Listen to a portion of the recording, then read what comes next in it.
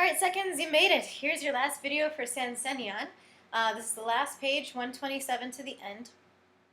So for this last section, the composer is moving into a syncopated rhythm while still maintaining steady eighth notes. And if you're like, how can he do a syncopated thing when everything is all the same, well, they're even eighths? He's accenting and changing the pitch on the and of the beat, which gives the effect of some syncopation. So, this is what it's going to sound like at 127. Again, watch your B flat. 1 and 2 and 3 and 4 and 1 and 2 and 3 and 4. So you can hear how the accents really determine the rhythm, even though they're just eighth notes.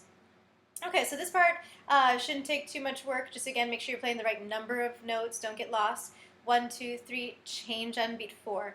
If you look at simile at 129, simile means same. So we're going to continue accenting in the same pattern throughout this section.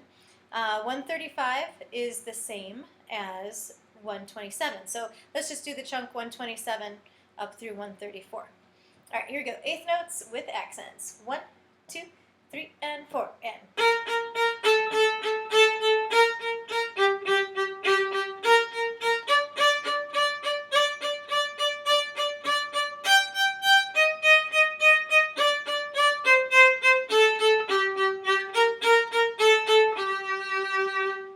So a couple things to watch out for in there. Watch when you go to the 2 to low 4, like that. And then if you're also wondering what they're talking about with the spiccato underneath the vivace at 127, we'll be doing this together in class. Spiccato is bounced off the string. We're going to have to take it quite a bit quicker, so we can go.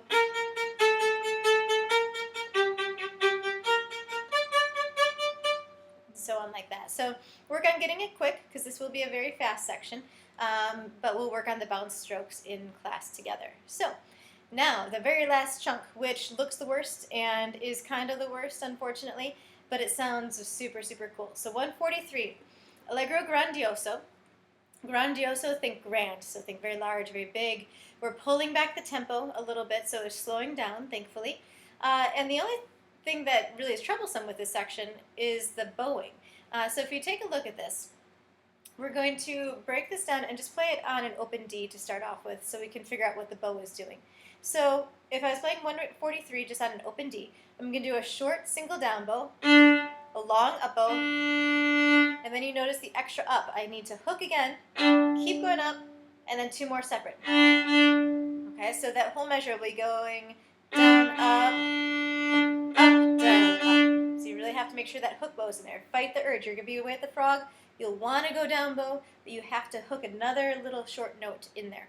So a little quicker then, it's going to go 1 and 2, 3. So you're holding into beat 3, and then and 4 and after that. Let's try it again together. Ready? And 1 and 2, 3 and 4 and. Good.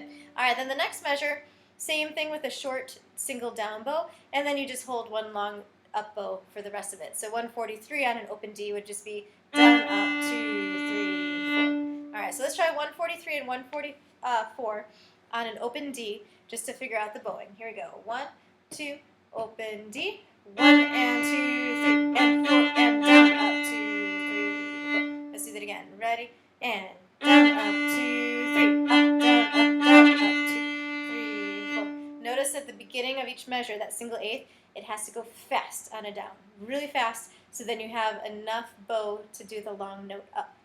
Okay, so once you're comfortable with that, once your bow knows what it's doing, let's add the fingers. So we're just going between a G and an F sharp, not a big deal. Be careful at 144 that you do have a B flat low 1, right? So let's take 143, here you go, with the notes slower, 2, 3, and. Okay, did you do a hook bow? Hook bow? If you didn't, go back and try it again. Let's do it. Here we go. Ready? And.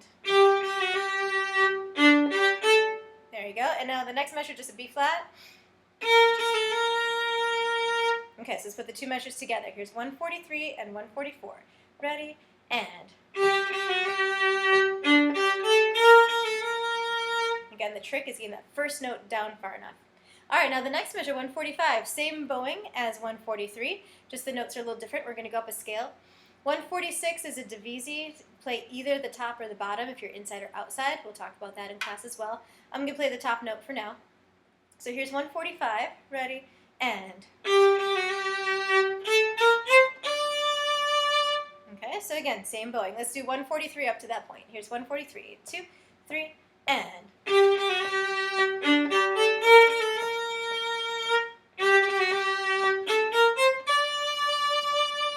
Okay, and then you're going to lift back, and you're going to do the same pattern, again with just some different notes. Here's 147, and we're going to go up to 151.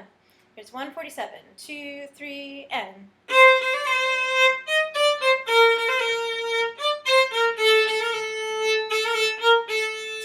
3. Okay, it's not marked, but I do believe he intends 148 to be hooked the same way that 147 is. It works out that way. So 147, let's actually mark that. 148, hook that eighth note after the slur just like it is in 147. Okay, 149, he throws in a couple extra 16ths here, but here's how the rhythm goes for that. 1 and a 2 and a 4 and with a single little up bow at the end.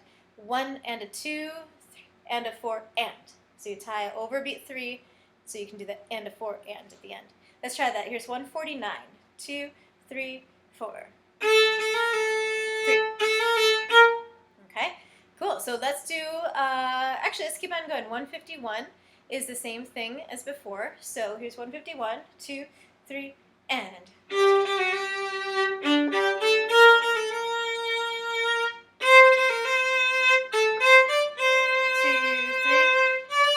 And now here it changes a little bit. All right, so you're good up to that point.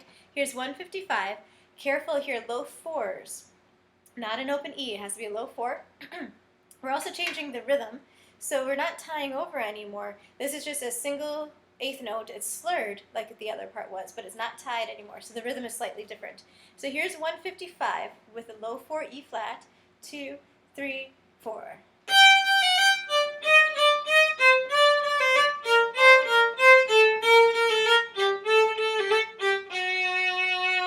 Okay, and if you notice again, he didn't put all these hook bows in, those up bows, but keep doing that the same way. We'll fix this together in class. Keep hooking the same way you were before. All right, so let's try that again. Here's 155. 2, 3. Oh, did you notice, by the way, that it's an F sharp regular 1 now? It's not a low 1. So you have a nice half step, tight half step between a regular 1 on the tape and a low 2 G natural. All right, here's 155. 2, 3, and.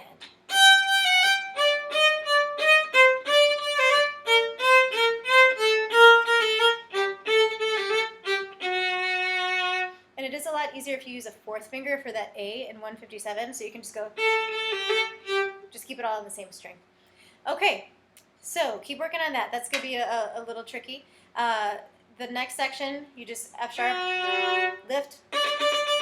Okay, now here's that same pattern in just one long stretch, coming down a scale almost. Here's 159, really slow. Here's 159, 2, 3, and.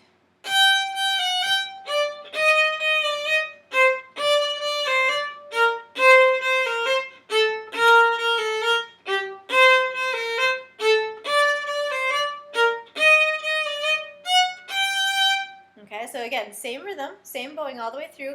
You're just working your way down and then working your way back up. Let's try that just a smidge faster. Here's 159, 2, 3, and.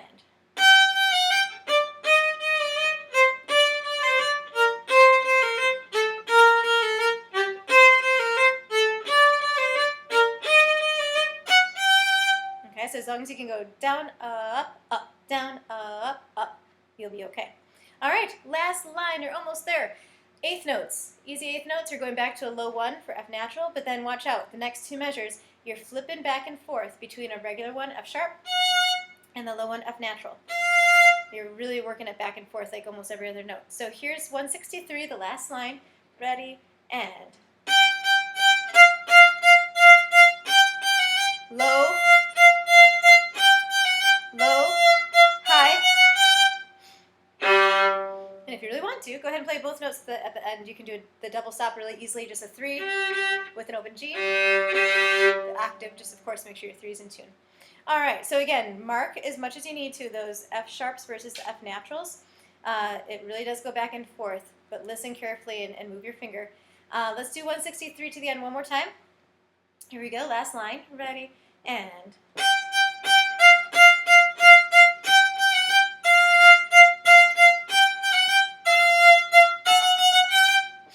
Okay. All right, so now, last test, final test. If you need to go back and practice any of those sections, a little bit, little by little, individual measures, individual bowing patterns, do that. But here's 143 to the end at our close to concert tempo, and we'll see how you do. Here you go. 1, 2, 3, and...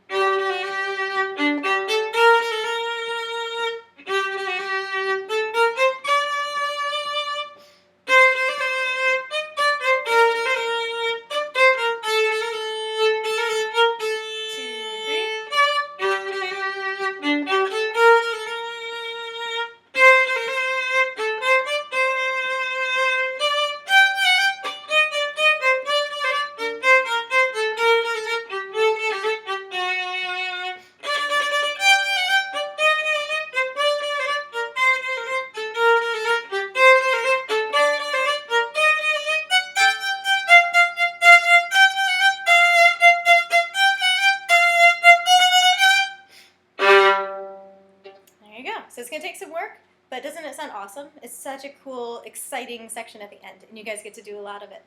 So good luck. Come and see me if you have any problems, any questions. I'll help you out, and happy practicing.